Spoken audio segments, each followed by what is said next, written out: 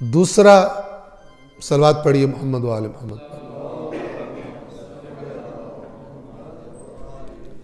ایک جاہل عوام یعنی تورات سے جاہل، ایک مال کمانے والے، دین کو تحریف کر کے بتانے والے علماء کا طبقہ، یہ بتا کر اللہ تعالیٰ اب ان غلط آرزوؤں کی مثال دے رہا ہے کہ جو ان میں یہودیوں میں عام تھے، ان کے پکے عقیدے تھے۔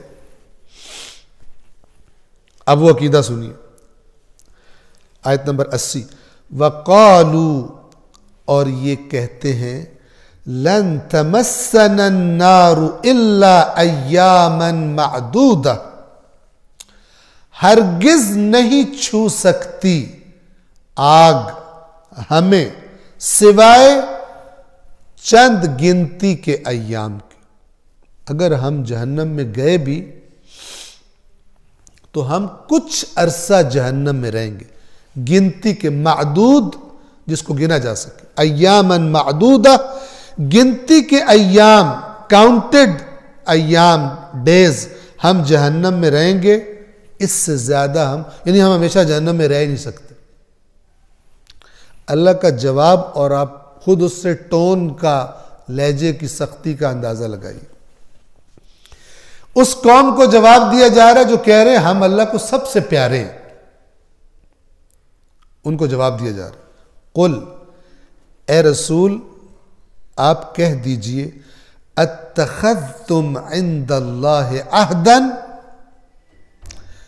کیا تم نے اللہ سے کوئی عہد لے لیا ہے، عہد کروا لیا ہے؟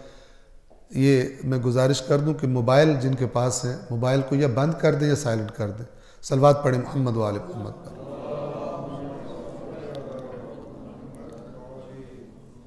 قل، اے رسول کہہ دیجئے، اتخذتم، کیا تم نے لے لیا ہے، عند اللہ، اللہ کے پاس سے، عہداً، کوئی عہد لے لیا ہے؟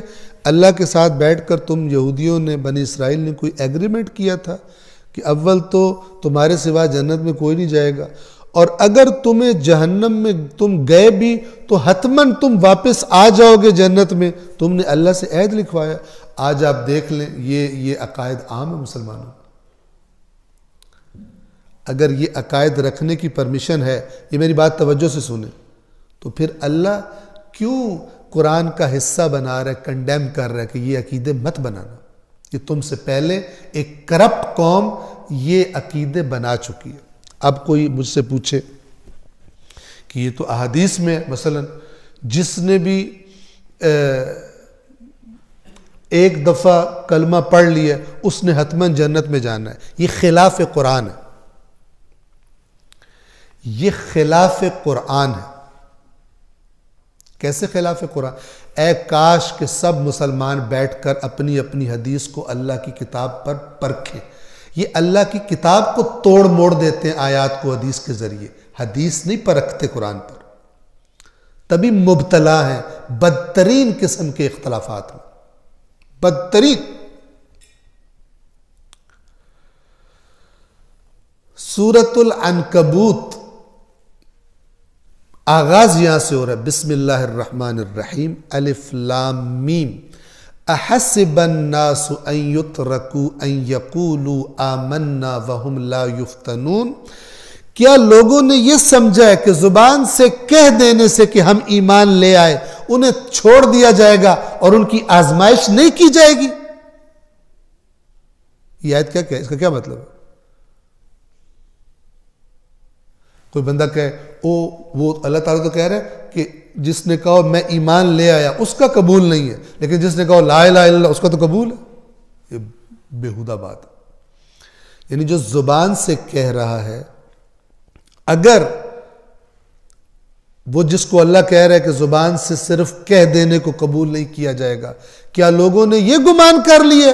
یہ تو اللہ تعالیٰ خبردار کر رہا ہے۔ آپ قرآن کا لہجہ دیکھیں، احسب الناس، سورہ عنکبوت کو دیکھیں آپ، شروع میں سٹارٹنگ یہاں سے ہو رہی ہے، احسب الناس ان یترکوا ان یقولوا آمنا وهم لا یفتنون، کیا لوگوں نے یہ گمان کر لیا کہ انہیں ترک کر دیا جائے گا، چھوڑ دیا جائے گا، ان یقولوا آمنا، یہ کہہ دینے سے کہ ہم ایمان لے آئے ہیں وَهُمْ لَا يُفْتَنُونَ اور ان کو آزمائش میں نہیں ڈالا جائے گا. وَلَقَدْ فَتَنَّ الَّذِينَ مِن قَبْلِهِمْ یہ لقد قسم ہوتی ہے اور ہم قسم کھا رہے ہیں کہ ہم نے پچھلوں کو بھی آزمایا ہے. فَلَيَعْلَمَنَّ اللَّهُ الَّذِينَ صَدَقُوا وَلَيَعْلَمَنَّ الْكَاذِبِينَ اور اللہ یقیناً سچوں کو جان کے رہے گا اور اللہ جھوٹوں کو بھی جان کے رہے گا. کون سچا مومن تھا، کون ایسے ہی جس نے کہہ دیا تھا اور کوئی تقاضا کوئی ذمہ داری اس کے اوپر آئی نہیں تھی، ایویں ہی کہہ دیا، بس کہہ دیا، فرق کوئی نہیں پڑا اس کو. خلاف قرآن چیزوں کو دیکھا جائے، لیکن ایسا نہیں ہوتا. تو یہ جو قرآن کہہ رہے یہ کہہ رہے کہ مت یہ عقیدہ رکھو. اچھا اب توجہ فرمائیں. مثلا جو حقیقی مومن ہے اگر وہ گناہگار ہوگا تو اپنے گناہ کی سزا بھگت کر جنت میں چلا جائے گا، یہ بات ٹھیک ہے. لیکن مجھے یہ کس نے کہا ہے کہ تو وہ مومن ہے جو حتماً چلا جائے گا؟ یہ غلط ہے، یہ باطل ہے. ائمہ اہل بیت نے مومن کی نشانی یہ بتائی ہے، اہل بیت اطہار نے. ساری تصویر بتانی چاہیے. یہ ایک حقیقت ہے کہ مثلا بعض افراد ایسے ہوں گے کہ جو اپنی سزا بھگت کر، البتہ وہ بھی یاد رکھنا چاہیے کہ یہاں پہ تو ایک دن گرمی زیادہ پڑ رہی ہو تو بندے سے برداشت نہیں ہوتا، مثلا 50,000 سال کا ایک دن ہوگا اور چند سال کی بھی سنا دی گئی تو تسلی ہو جائے گی. لیکن پھر بھی کچھ لوگ اس سے دھوکہ کھاتے ہیں کہ چلو پھر آ ہی جانا نا آخرت جنت، کوئی نہیں مسئلہ، ٹھیک ہے. اور اتنے ٹوٹ کے بتا دیے، کہتے ہیں کہیں نہ کہیں تو ہمارا لگ ہی جائے گا نا تو ہم جنت میں واپس آ جائیں گے. یہ بات توجہ کیجئے، میں کیا کہنا چاہ رہا ہوں. یہ بات برحق ہے کہ کچھ لوگ جہنم سے جنت میں آئیں گے، لیکن یہ کس نے بتایا ہے کہ تو وہ شخص ہے جو واپس آ جائے گا حتماً؟ اس سے اللہ منع فرما رہا ہے. اس سے اہل بیت نے منع فرمایا کہ تم سمجھو یہودیوں کی طرح کہ ہم حتماً جنت میں آ جائیں گے واپس.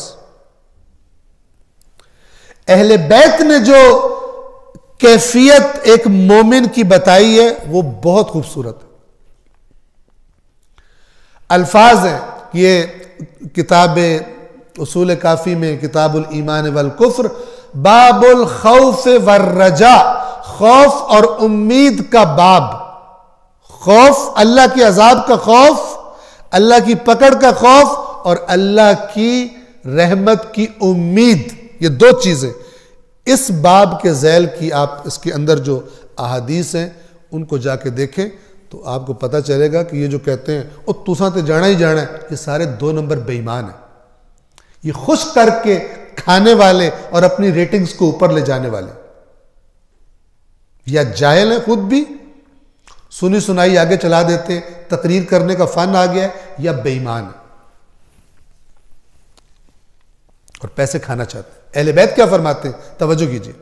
عین قرآن، اور جب آپ یہ روایات پڑھیں پتہ چلتا ہے کہ کیوں اللہ کے نبی نے فرمایا تھا قرآن اور اہل بیت جدا نہیں ہوں گے. اور بعض چیزیں آپ پڑھیں جو روایات کے نام پہ کتابوں میں آ گئی ہیں، آپ کو لگے گا قرآن کہیں جا رہا ہے اور روایات کہیں اور لے کے جا رہی ہیں. تو پھر بندہ کہتا ہے کہ یار اللہ میاں تو بڑا ڈاڈا ہے، بڑا سخت ہے، تو اے ٹھیک ہے، یہ والی آپشن سلیکٹ کر لیتے ہیں. جبکہ ائمہ نے فرمایا آپشن وہ آپشن نہیں ہے، اس پر پرکھ کر دیکھنا ہماری بات سمجھنے سے پہلے، ہم سے منسوب بات کو ہمارا فرمان سمجھنے سے پہلے اس قرآن پہ پرکھ لینا. صلوات پڑھیں محمد و آل محمد پر.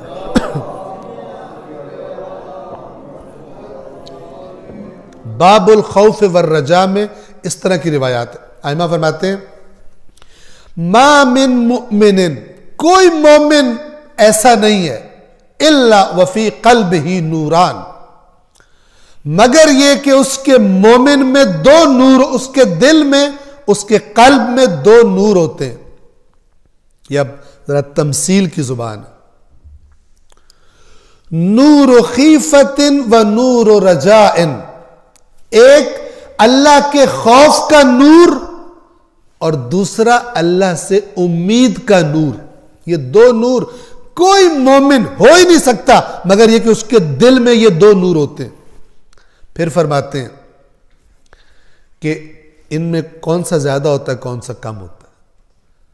فرماتے ہیں اگر اس کو تولا جائے، پہلے کو تولا جائے، خوف کے نور کا وزن کیا جائے تو امید کے نور کے وزن سے زیادہ نہیں ہوگا، اور امید کے نور کے وزن کو تولا جائے تو وہ اس خوف کے نور کے وزن سے زیادہ نہیں، دونوں برابر ہوں گے. خوف اور امید دونوں برابر ہوں گے. جو تحریف کر کے دین بتاتا ہے وہ امید والے پہلو کو بہت زیادہ کر دیتا ہے. اس کا منفی اثر کیا ہوتا ہے؟ اس سے گناہ کی جرت پیدا ہو جاتی ہے. انسان کہتا ہے میں کر بھی لواں تو پھر بھی کام چل جائے گا، ٹھیک ہے، اور آہستہ آہستہ پھر اسی وادی میں لڑک جاتا ہے. لہذا ائمہ نے فرمایا دونوں، خدا کی رحمت کی امید اسے ہمیشہ خدا سے جوڑے رکھے گی کہ ملنا ہے مجھے، اللہ سے ملنا ہے، مجھے امید ہے. اور وہ جتنا بھی نیک، دنیا کا سب سے نیک انسان بن جائے، اللہ کی پکڑ کا خوف اسے پھر بھی گناہ نہیں کرنے دے گا. اسی حدیث کو دوسرے الفاظ میں کیسے بیان فرمایا؟ فرمایا کہ اللہ سے اتنی امید رکھ. آپ الفاظ دیکھیے کتنا بہترین سمجھایا ہے، بلاغ مبین. اللہ سے اتنی امید رکھ کہ اگر تو سارے انسانوں اور سارے جنوں کے برابر نیکیاں لے کر بھی آئے اللہ کی بارگاہ میں، تب بھی سارے جنوں اور سارے انسانوں کی معذرت چاہتا ہوں، برعکس کہہ گیا، اللہ سے اتنی امید رکھ کہ تمام انسانوں اور تمام جنوں کے برابر گناہ لے کر آئے تب بھی تجھے معاف کر دے گا. اتنی امید رکھ. اس کا مطلب یہ نہیں ہے کہ ابھی پتہ چل جائے گا کہ اتنی امید رکھ کے پھر جو مرضی کرتا رہے، یہ مراد نہیں ہے. دوسرا ایسا سن کے پتہ لگ جاتا. اور پھر فرمایا اور اللہ سے اتنا خوف رکھ، اللہ سے اتنا خوف رکھ کہ اگر تمام جنوں اور تمام انسانوں کے برابر تو نیکیاں لے کر آئے تب بھی تجھے پکڑ لے گا. اس طرح ڈر. اب یہ دونوں برابر ہیں، امید بھی پیک پر، کمال پر، اور خوف بھی کمال پر. اور آپ ائمہ کی زندگیاں دیکھیں، اسی لیے کانپتے ہیں خداوند عالم کے خوف سے، اسی لیے روتے اور گڑ گڑاتے ہیں. اور بعض نادان اور جاہل کہتے ہیں وہ ہمیں سکھانے کے لیے، ہمیں دکھانے کے لیے رو رہے ہوتے. خود جاہل ہے، پتہ نہیں ہے کہ جس کو خدا کی معرفت جتنی زیادہ ہو جاتی ہے وہ اور زیادہ اپنے آپ کو ہوتا عظیم ہے، سمجھتا حقیر ہے، کیونکہ اللہ کی نسبت سے خود کو دیکھ رہا ہوتا.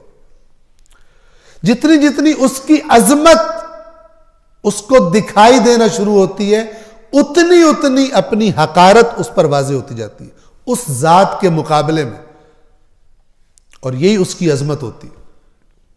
اس پر ائمہ کے کئی فرامین، لیکن پہلے سے پبلک کو اتنے چیزیں دے دی ہیں کہ اب بعد میں جب ایسی بات کرو، دعائے کمیل کہتے ہو، یہ مولا علی اتنے کمزور تو مولا علی ہو نہیں سکتے، ایسے گڑ گڑا کے اللہ سے دعائیں مانگ رہے اے مولا تھے، کیونکہ اس کے ذہن میں ڈالا گیا اس مولا نے تو قیامت کے فرشتوں کو بھی کہنا ہوا چھڑ دو انہوں تو فلان کر دو، اس طرح کرنا ہے. تو یہ مولا جو خود اللہ کے سامنے گڑ گڑا کے دعائیں مانگ رہے ہیں، انہیں ہمارا کیا کرنا؟ پھر وہ جو بچپن سے ذہن میں کانسیپٹ ڈالا ہوا سن کے اب وہ دعائے کمیل کو قبول نہیں کر رہا، وہ دعائے ابو حمزہ صومالی کو قبول نہیں کر رہا، وہ دعائے عرفہ کو امام حسین اس کا ذہن قبول ہی نہیں کرتا. یہ تو مجھے امام حسین کچھ اور چیز ہے، یہ دعائے عرفہ والے امام حسین نہیں ہو سکتا.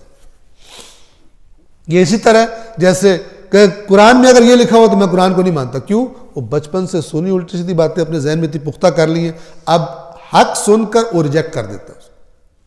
یہ پرابلم.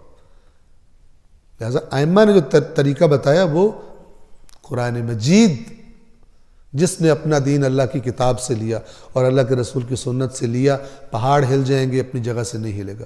اور جس نے اپنا دین لوگوں سے سنا کے لیا، لوگ اسے دین سے نکال بھی دیں گے. یہ مقدمہ اصول کافی کے اندر دین کیسے سمجھنا، کون سا دین ویلڈ ہے، کیا چیز سیکھی دین کے نام پر ویلڈ ہے اور کیا چیز انویلڈ ہے، آئمہ نے بتایا ہوا. لیکن سنجیدگی بہت کم دکھائی دیتی. بس اب دوبارہ اس آیت کو سنیے، آیت نمبر 80 پڑھ رہا تھا میں. اور کہتے ہیں ہمیں تو جہنم کی آگ گنتی کے چند دنوں کے علاوہ چھو نہیں سکتی. اے رسول کہہ دیجئے کیا تم نے اللہ سے کوئی عہد لے رکھا ہے؟ فَلَن يُخْلِفَ اللَّهُ عَهْدًا، کہ اب اللہ کبھی بھی اپنے عہد کی خلاف ورزی نہیں کرے گا. اللہ عہد کا بڑا پکا ہے، تم سے اللہ نے عہد کر لیا کوئی کہ اب خلاف ورزی نہیں کرے گا. اس طرح تم کہہ رہے ہو کہ ہم حتماً واپس آ جائیں گے کچھ دنوں کے بعد جنت میں. ام تقولون علی اللہ ما لا تعلمون،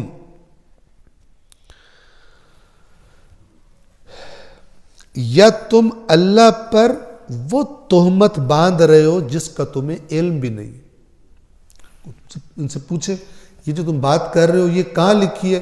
کہ قبلہ صاحب نے دسی سانو بچپن تو ہم نے سب تقریروں میں سنا ہے، ہم نے شعر و شاعری میں یہی سنا ہے کہ ہم نے کنفرم جنت میں جانا. یہ یہودیوں کی حالت ہے. اللہ کہ اے رسول ان سے پوچھئے کہ اللہ سے کوئی تم نے عہد کروایا کہ وہ خلاف ورزی نہیں کرے گا، یا تم اللہ پر وہ بہتان لگا رہے ہو جس کا تمہیں پتہ بھی نہیں ہے؟ تمہیں تو اور لوگوں نے بتایا جو پیسے کھاتے ہیں تم سے، تمہیں تو انہوں نے بتایا اور تم نے اس کو اپنا عقیدہ بنا لیا.